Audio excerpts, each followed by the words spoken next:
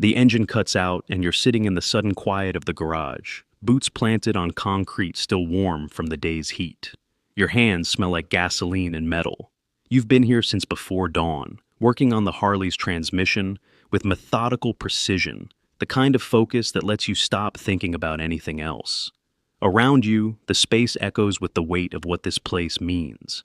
Leather jackets hang on hooks like the shed skins of something larger than yourselves. There's a coffee cup from 3 days ago, cold and forgotten on the workbench.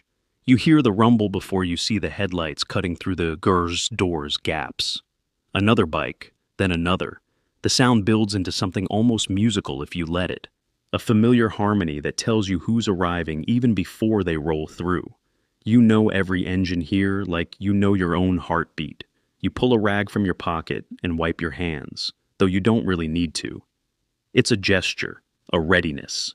Marcus comes through first, his massive frame filling the doorway, silhouetted against the fading evening light. He doesn't smile. He rarely does anymore. Behind him comes Tommy, younger, maybe 25, still carrying that edge of enthusiasm that hasn't been worn down by years of this life. Then David, then two others you recognize but don't know as well. This isn't a casual gathering. You can feel it in the way they move, the deliberate way they position themselves around the garage. "We need to talk," Marcus says, and those 4 words settle into the air like something heavy. You stand, tossing the rag onto the bench. Your back cracks slightly as you straighten. There's a moment where you wonder if this is about the run last month, the one that went sideways in ways that still don't sit right with you. Or maybe it's about something else entirely. In this life, there are always a dozen reasons a conversation needs to happen, and most of them aren't good. Marcus leans against the workbench with the weight of someone carrying something more than just his body. The Riverside crew is making moves, moving product through routes they know are ours, undercutting prices, acting like they don't remember what it cost them last time they disrespected the club. His jaw tightens. We need to remind them. You listen. You've heard versions of this speech before. The justifications, the reasoning, the way it all makes sense when you're standing in a garage with 5 other men, all of you bound by something deeper than law or morality. There's a logic to it. There's always a logic. Someone disrespects the club, you respond. Someone threatens the operation, you neutralize the threat. It's simple, clean. It makes the world make sense.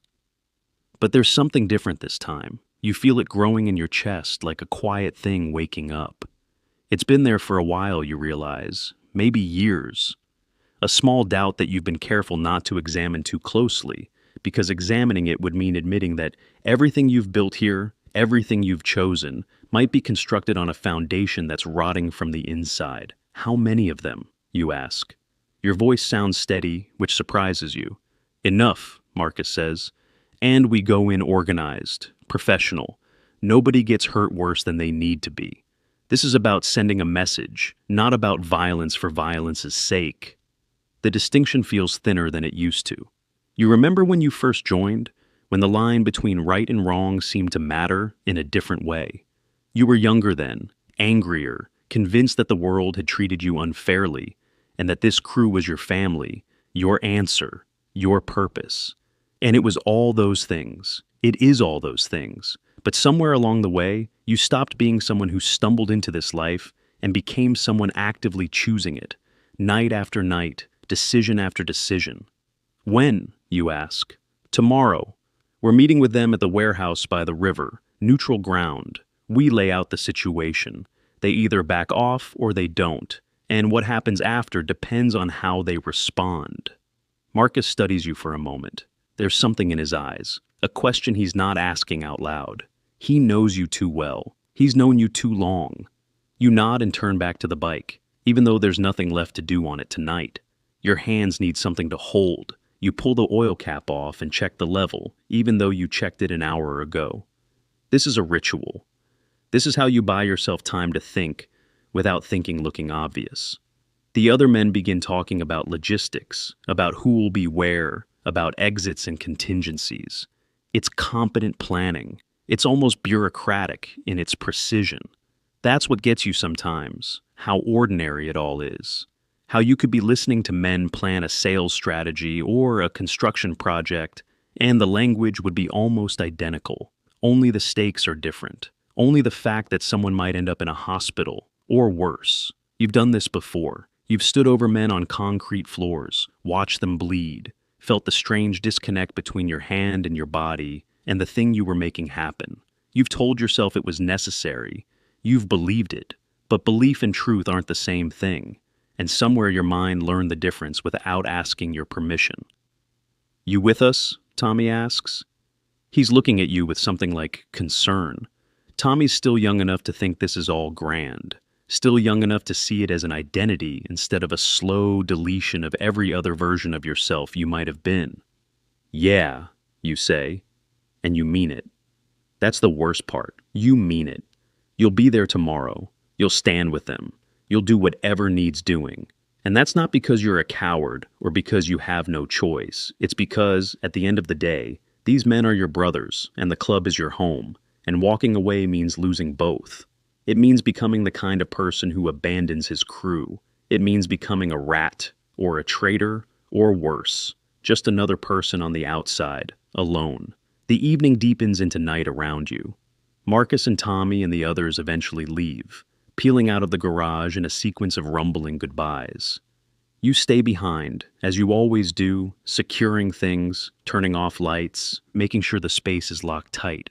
Your bike sits there gleaming under the fluorescent work lights, waiting for tomorrow, waiting for you to ride it toward whatever comes next. You sit in the office chair, the one with the cracked leather seat, and you think about the man you were 10 years ago. You can barely remember him now. He seems like someone from another lifetime. Someone simple and untainted and full of righteous anger at a world that had wronged him. That anger was real. It was justified. But it was also convenient, wasn't it? It was the perfect excuse. It was the story you told yourself so you didn't have to face the possibility that maybe the world wasn't doing this to you. Maybe you were doing it to yourself. One choice at a time, one compromise at a time, each one reasonable in the moment, each one invisible as it added up. You stand and walk to the small window at the back of the garage. Outside, the night is clear and vast. There are stars up there, though you don't often look at them. You're not a spiritual person, not a philosophical one. You work on engines, you ride bikes, you're loyal, you show up. These are simple truths. These are things you can hold on to. But underneath those simple truths, there's something else now, something that didn't used to be there. A question that asks itself more and more frequently. What if it was never necessary? What if there was always another way, and you just chose not to look for it? Tomorrow will come. You'll wake up and put on your cut and ride with your brothers, and you'll remind the Riverside crew what happens when they forget to respect the hierarchy. It will all be justified. It will all make perfect sense within the logic of this world. And maybe that's the most terrifying part, that it will make sense. That you'll be able to look yourself in the mirror afterward and believe you did what needed doing, even though somewhere deep inside, in the part of you that never entirely hardened over, you'll know the truth. You turn off the lights, one by one.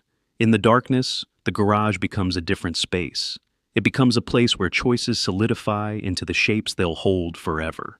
You lock the door and stand under the stars for a moment, listening to the distant sound of the city, to the life happening all around you that you're no longer quite part of. Or maybe you never were. Maybe you just told yourself that story because it was easier than the truth, which is that you always had a choice, and you chose this.